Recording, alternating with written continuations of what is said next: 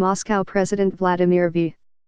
Putin announced on Wednesday that he would seek a fourth term as president of Russia in a March election that he is expected to win handily. A full, 6-year term until 2024 would make his 24-year tenure, including his years as prime minister, the longest by a Russian leader since Joseph Stalin sat in the Kremlin for 29 years. It is widely believed that Mr. Putin wants to use what should be his last term, barring further constitutional changes, to cement his place as one of the more important historical figures ever to rule Russia. It has been a somewhat improbable run for Mr. Putin, 65, who spent the bulk of his early career as a middle-level KGB agent in East Germany.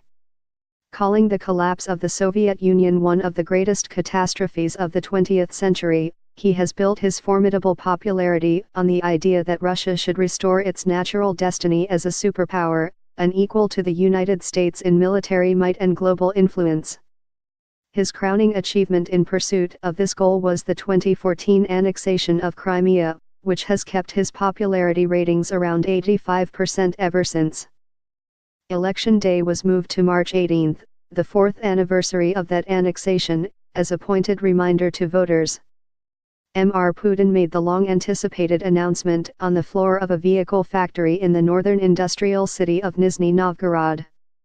He delivered a brief statement in the seemingly spontaneous yet carefully choreographed manner he favors for major appearances broadcast live on state television. It began with a worker climbing onto the stage set up for the occasion at the Gorky automobile factory, known by its Russian acronym as Gazette, to ask Mr. Putin if he would run, saying, "Today in this hall everybody, without exception, supports you. Give us a gift, announce your decision." Asked the same question on live television at National Forum for Volunteer Youths just hours earlier, Mr. Putin had said he was still thinking about it. This time, with the hall erupting in cheers of "Gazette supports you," Mr.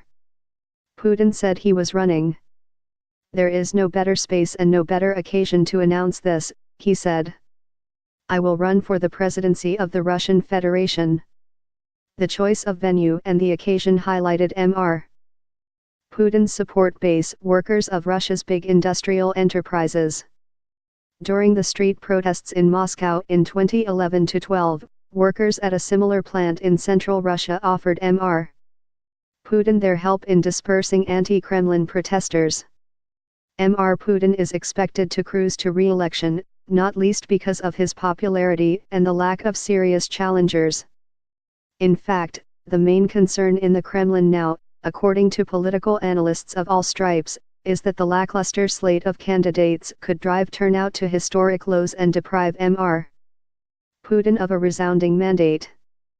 But there is no denying Mr. Putin's popularity. The 2014 Winter Olympics in Sochi, Russia, dominated by Russia with 33 medals, also fueled his ratings. The scandal over state-backed doping, which saw Russia barred from the 2018 Winter Games, only seems to have bolstered his standing, as it fits into his narrative of Russia as a besieged fortress surrounded by enemies on all fronts. Domestically, Russians experienced instability and poverty after the 1991 collapse of the Soviet Union.